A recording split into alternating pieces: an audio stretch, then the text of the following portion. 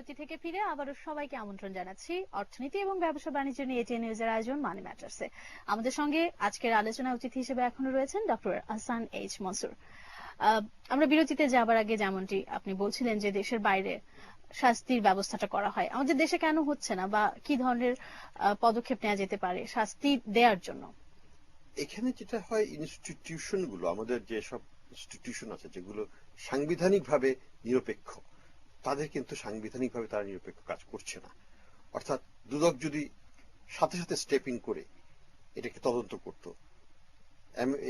আমাদের পার্শ্ববর্তী দেশ ভারতের কথাই ধরি, সেখানে যদি যখন ইনভেস্টিগেশনটা হয় তখন কিন্তু কঠোর ভাবে হয়, এবং সেই কারণে দেখা গেছে কংগ্রেসের সময় কয়েকজন মন্ত্রী পরপর জেলে চলে গেলেন, সেন্ট্রাল গভর্নমেন্টের মিনিস্টার আমি বলছি।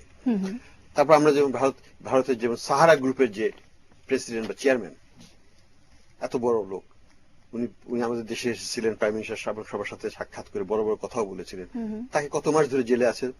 এবং কেন জেলে আছে? কারণ উনি অবৈধভাবে ব্যক্তি খাত থেকে টাকা তুলছিলেন বন্ড ইস্যুর মাধ্যমে, যেটা আইনগতভাবে গ্রহণযোগ্য ছিল।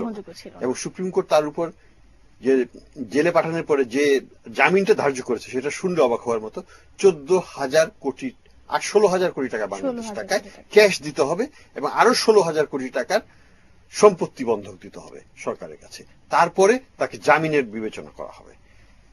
এই ধরনের আমরা দৃষ্টান্ত দেখতে চাই, কিন্তু সেটা তো আমরা দেখছি না। যদি আপনার কাছে জানতে চাই যে আমরা যেমনটি দেখছি যে ব্যাংকগুলোতে প্রচুর পরিমাণ টাকা পড়ে আছে, সেটি কি বিনিয়োগ না হবার কারণে বা এই রকম কেন হচ্ছে? বিনিয়োগ না হবার কারণেই হচ্ছে কিনা? বিনিয়োগ না হওয়ার তো কারণ আমরা কিছুটা আলোচনা একটু আগে করলাম, যে হরতাল এবং রাজনৈতিক অস্থিরতাটা কিন্তু আমরা কাটিয়ে উঠতে পারি নাই, এবং আগামীতে এটা আরো ঘনীভূত হওয়ার সম্ভাবনা আছে। কাজে যারাই প্রকৃত বিনিয়োগকারী, যারা মনে করছে যে বড় রকমের বিনিয়োগে যাবে, তারা কিন্তু এটাকে তাদের, তাহলে কি আমরা বলবো যে শুধুই রাজনৈতিক অস্থিরতার কারণে এই ধরনের বিনিয়োগ হচ্ছে না? আমি বলবো প্রধানত। আচ্ছা, তারপরে আসছে আমাদের আরো অনেক সমস্যা আছে, তার মধ্যে কাঠামোগত সমস্যা, যেগুলো যেটা বললাম যে আমাদের ইনফ্রাস্ট্রাকচারের দুর্বলতা, বিদ্যুতের ক্ষেত্রে সঞ্চালনের দুর্বলতা, তারপরে জমির প্রাপ্তি নিয়ে একটা বড় সংকট চলছে, উদ্যোক্তারা জমি পাচ্ছেন না। যেমন জাপানি বিনিয়োগকারী বা চাইনিজ বিনিয়োগকারী, তারা কিন্তু এসে তাদের স্পেশাল ইকোনমিক জোনসের কথা বলছেন, তাদেরকেও কিন্তু আমরা এখনো জমি দিতে পারিনি। আমরা বলছি যে আমরা দেব, কবে দেব সেটাও বলি নাই, কিভাবে দেব সেটাও বলি নাই। কিন্তু এই যে আমাদের একটা দুর্বলতা, আমি বলবো প্রশাসনিক দুর্বলতা, যে বড় উদ্যোক্তা তাদেরকে যদি আমরা বাংলাদেশে নিয়ে আসতে পারতাম, আমরা যদি 10টা বা 20টা বা 100টা জাপানি ফার্মকে বাংলাদেশে আনতে পারতাম, তাহলে যে কর্মযোগ্যটা শুরু হতো, সেটা কিন্তু একটা বিশাল ব্যাপার হতো আমাদের মতো দেশের জন্য। সেটা আমরা পারছি না। আমাদের সেই ধরনের আমি যেটাকে বলবো রাজনৈতিক দৃঢ়তা, রাজনৈতিক বিচক্ষণতা এবং রাজনৈতিকভাবে ইন্টারভেনশনটা অর্থনৈতিক খাতে হওয়া উচিত। যে কেন ঢাকা চিটাগাং রোড হতে 7 বছর লাগবে, এটা কেন 2 বছরের বা 3 বছরে শেষ হয় নাই, এটার জবাব তো রাজনীতিবিদদেরই দিতে হবে, কারণ তারাই তো দেশ চালাচ্ছেন। তারা পারছেন না কেন? যে অফিসাররা নিয়োজিত আছেন তারা পারছে না কেন? তারা তো কোনো না কোনো কারণে আটকে আছে। সেটা সলিউশনটা তো দিতে হবে সরকারকে। কিন্তু সরকার যদি না দিতে পারে, তাহলে তো আস্থা ফিরিয়ে আনা কঠিন ব্যাপার হবে। আমরা যেটা বলছিলাম যে এই গার্মেন্টস এর কথাই ধরি, বাউশিয়ার একটা প্রকল্পের কথা, যেখানে গার্মেন্ট পল্লী হবে, বহুদিন ধরে শুনছি। এখন ওটা পানির নিচে, 16 ফিট পানির নিচে। ওই জমি এখন অধিগ্রহণ করা হয়েছে কিনা জানি না, শুধু শুনছি যে চাইনিজরা ওটা সব করে দিবে। এই যে অবস্থাটা, আমাদের রানা প্লাজা কিন্তু আজকে 2 বছর হয়ে গেছে, কিন্তু আমরা কিন্তু কেউ কাউকে সম্পত্তিও দিতে পারিনি, মানে স্থানান্তর করার ব্যাপারে কোনো কার্যক্রম সরকারি ভাবে এখন পর্যন্ত শুরুই হয়নি, শেষ হবে কবে আমরা জানি না। এই ধরনের কর্মদক্ষতা নিয়ে আমরা কিন্তু খুব বেশি দূর আগাতে পারবো না। কিন্তু আমরা যেমনটি শুনছি যে উদ্যোক্তারা বেশিরভাগই বিদেশি ব্যাংকের দিকে ঝুঁকছে, সেখানকার সুবিধাগুলো কি কি, কেন তারা এত বেশি বিদেশি ব্যাংকের দিকে ঝুঁকে যাচ্ছেন, এবং সে কারণে আমাদের ব্যাংকিং খাতের কোনো ক্ষতি হচ্ছে কিনা? এটা হচ্ছে একটা জিনিস কি, এখন সরকার 2-3টা কারণে বাংলাদেশ ব্যাংক এবং গভর্নমেন্ট এই বিদেশি মানে মানে ফরেন এক্সচেঞ্জের লোনটাকে নিতে অ্যালাউ করছে। এটা একটা রিভিউ কমিটির মাধ্যমে এটা অ্যাকসেপ্ট করা হয়, এবং যারা বড় অঙ্কের বড়োয়ার, যারা প্রাইম বড়োয়ার, তারা মনে করছে যে আমি যদি বাইরে থেকে লোনটা নিয়ে আসি, আমি 5.5 থেকে 6% মধ্যে আমি লোনটাকে পে করব। সুদের হারে, যেখানে বাংলাদেশের সুদের হার কমপক্ষে তাদের জন্য 12% মতো, প্রাইম বড়োর কথা আমি বলছি, একটা বিরাট পার্থক্য। এখানে তারা এক্সচেঞ্জ রিস্কটা নিচ্ছে, এক্সচেঞ্জ রিস্কটা আমরা হিসাব করে দেখেছি মোটামুটি 3 থেকে 4%। অর্থাৎ যদি এক্সচেঞ্জ রেট ডিপ্রিসিয়েটও করে 4% বা 3%, তাহলেও 5.5 আর 3 8 বা 5.5 আর 4 9% মধ্যে তাদের এটা সীমাবদ্ধ থাকছে, যেখানে বাংলাদেশ থেকে নিলে 12% বা 14% দিয়ে ইন্টারেস্ট নিতে হতো। সেই জন্য তারা ওই দিকে চাচ্ছে, যে ফরেন কারেন্সি দিয়ে আমরা বড় করতে চাচ্ছি তারা।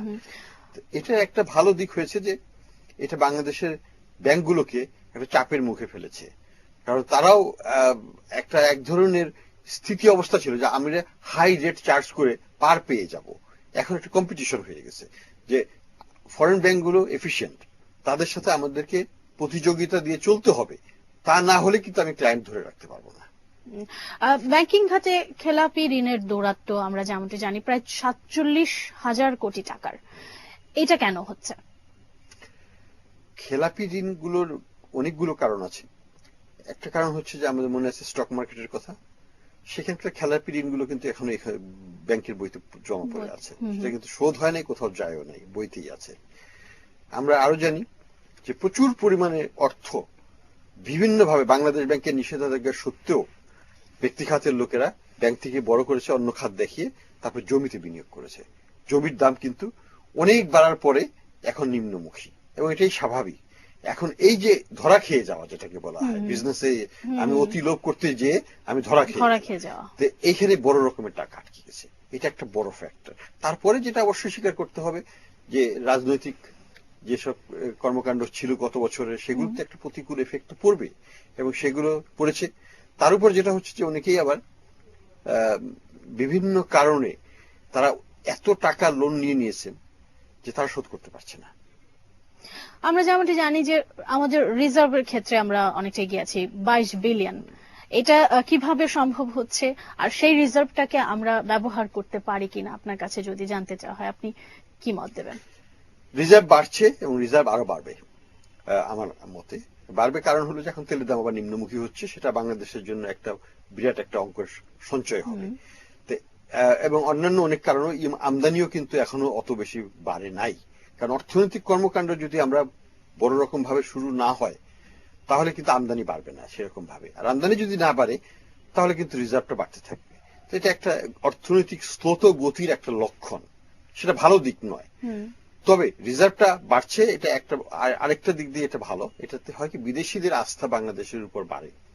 2 নম্বর যেটা হচ্ছে যে বাংলাদেশে কোনো ম্যাক্রো ইকোনমিক ইনস্টেবিলিটি হবে না যতদিন পর্যন্ত আমাদের রিজার্ভ আছে। আমাদের ধরো কোনো অর্থনৈতিক যদি শক চলে আসে, ইকোনমিক শক যেটাকে বলা হয়, তাহলে আমরা সেটাকে মোকাবেলা করতে পারবো, কারণ আমাদের অনেক রিজার্ভ আছে। 3 নম্বর যেটা হচ্ছে যে রিজার্ভটা যে আইডল রিসোর্স তা না। আমি যদি আজকে পদ্মা ব্রিজ করতে চাই, যেটা সরকার করতে চাচ্ছে, এই টাকাটা কিন্তু এই রিজার্ভ থেকে চলে আসতে পারবে, মানে সরাসরি ভাবে আসবে না, কিন্তু সরকার যখন বলবে যে কন্ট্রাক্টরকে বলবে যে আমি 5,000 কোটি টাকার তোমাকে স্যাংশন করলাম এই ব্রিজের এই পার্টটা করার জন্য, সে যখন যে এলসি খুলবে তখন বাংলাদেশ ব্যাংক থেকে ওই টাকাটা তাকে এলসির উপর কাভারেজ দিয়ে দিবে, ডলারটা, সেই ডলারটা দিয়ে আমদানি করা যাবে। তো ফলে আমরা এটা করতে পারছি। রিজার্ভটা কিন্তু একটা অ্যাক্টিভলি ইউজফুল রিসোর্স, এটা কিন্তু আইডল রিসোর্স না। অসংখ্য ধন্যবাদ। আসলে একটা অনুষ্ঠানে বোধহয় এই সার্বিক অর্থনীতি নিয়ে আলোচনা করে সম্ভব হয় না সবকিছু তুলে ধরা, তবু আপনি অনেক তথ্য আমাদের দিয়েছেন, আপনার মতামত শেয়ার করেছেন, সেজন্য অসংখ্য ধন্যবাদ। প্রিয় দর্শক, এই ছিল আমাদের আজকের আয়োজন। আগামীতে আবারও দেখা হবে মানি ম্যাটার্সে। সে পর্যন্ত ভালো থাকুন এবং এটি নিউজের সঙ্গেই থাকুন।